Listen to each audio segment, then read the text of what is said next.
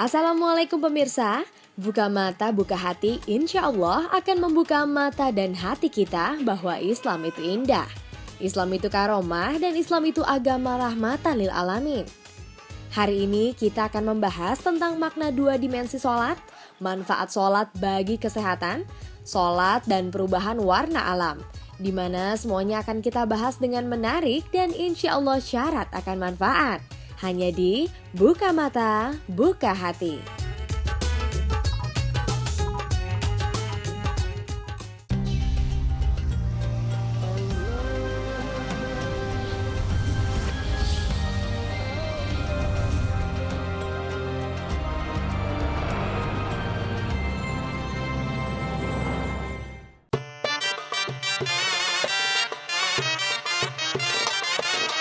Pemirsa, buka mata, buka hati. Sholat bagi umat Islam dilakukan dalam 5 waktu secara wajib setiap harinya.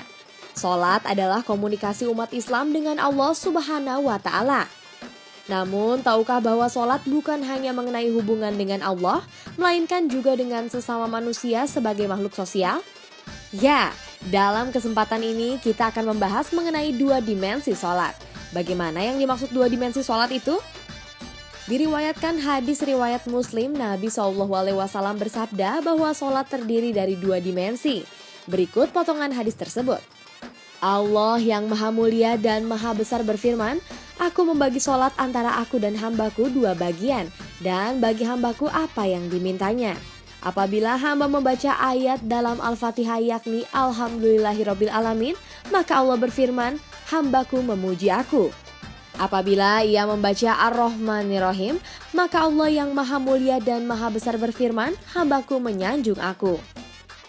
Sholat terdiri dari dua dimensi rohani atau spiritual dan dimensi sosial. Dalam dimensi rohani, seorang hamba berdialog dan mendekatkan diri dengan Tuhannya. Sementara dalam dimensi sosial, sendi-sendi sebuah masyarakat madani telah terbangun melalui sholat. Allah Subhanahu wa Ta'ala berfirman dalam Al-Quran, "Sesungguhnya aku ini adalah Allah. Tidak ada Tuhan atau yang hak selain aku, maka sembahlah aku dan tegakkanlah sholat untuk mengingatku." Quran Surat Toha ayat 14. Dan pada surat lain, yaitu orang-orang yang beriman dan hati mereka menjadi tentram dengan mengingat Allah, ingatlah hanya dengan mengingat Allah lah hati menjadi tenang. Quran Surat Ar-Ra'd ayat 28. Dari dua ayat tersebut, ketenangan jiwa adalah janji Allah yang sudah pasti akan diberikan kepada hambanya. Hati bisa menjadi tenang bila mengingat dan berzikir secara efektif melalui sholat. Perintah menegakkan sholat berarti perlunya keseriusan dan konsentrasi tingkat tinggi ketika melaksanakan sholat, bukan hanya gerakan semata. Dari hadis riwayat Muslim, Rasulullah bersabda, seorang hamba tidak akan pernah lebih dekat kepada Allah Subhanahu wa Ta'ala kecuali ketika ia tengah bersujud. Hadis tersebut mengisyaratkan bahwa untuk senantiasa ada dalam posisi terdekat dengan Allah bukanlah semata-mata kita harus sujud setiap hari. Melainkan seorang hamba akan senantiasa dalam keadaan yang terdekat dengan Allah ketika kalbunya telah hidup dan suci, yang mampu menempatkan dirinya untuk berada dalam posisi di atas rasionya, salah satunya ketika sujud. Sholat memiliki dimensi rohani yang melibatkan kehusyuan dalam melaksanakannya. Dapat dikatakan bahwa yang lebih penting dan utama dalam sholat itu bukan gerakan fisik, akan tetapi gerakan batin. Gerakan fisik bisa digantikan atau ditiadakan jika memang tidak mampu. Tapi berzikir kepada Allah tetap harus berjalan kapanpun dan bagaimanapun juga. Gerakan batin mutlak harus ada dalam sholat sebagai sarana komunikasi dengan Allah. Tanpa kehadiran hati, sholat hanya merupakan gerakan tanpa arti. Selain merupakan sarana mendekatkan diri dengan Allah, sholat juga memiliki dimensi sosial, yakni berhubungan dengan akhlak dan hubungan dalam masyarakat. Dalam surat Al-Ankabut ayat 45 Allah berfirman, "Dan dirikanlah sholat, sesungguhnya sholat itu mencegah dari perbuatan-perbuatan keji dan munkar. Dan sesungguhnya mengingat Allah atau sholat lebih besar keutamaannya daripada ibadah-ibadah lain, dan Allah mengetahui apa yang kamu kerjakan."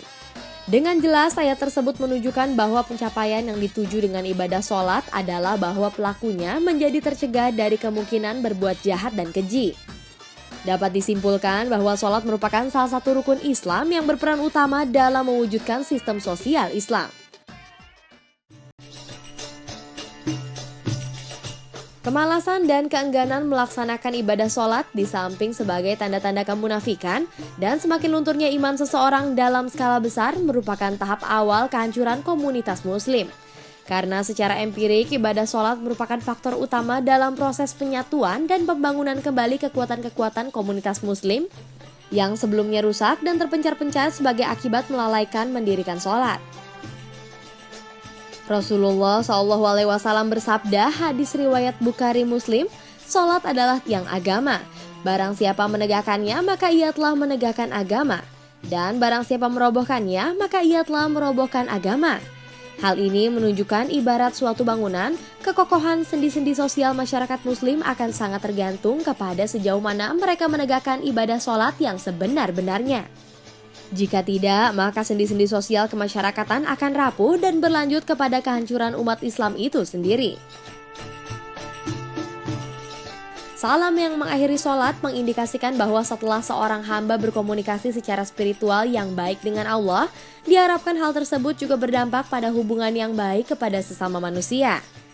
Jika seorang hamba dengan penuh kehusyuan dan keagungan menghayati kehadiran Allah pada waktu sholat, penghayatan tersebut diharapkan memberikan dampak positif bagi tingkah laku dan akhlak manusia dalam bermasyarakat.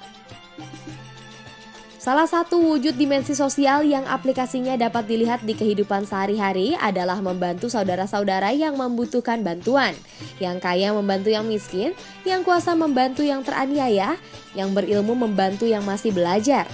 Dengan begitu, terciptalah hubungan yang harmonis.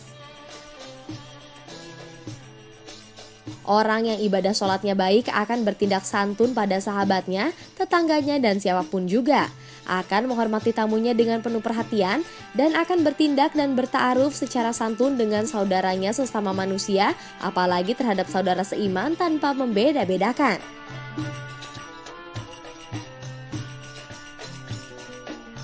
Bukan sekedar bekas hitam pada dahi yang menunjukkan kualitas sholat seseorang. Selebihnya adalah bagaimana mengimplementasikan kasih sayang pada Allah, pada agama, dalam bermasyarakat di kehidupan sosial. Sesungguhnya Allah membenci orang-orang yang membanggakan diri dan merasa paling baik ibadahnya.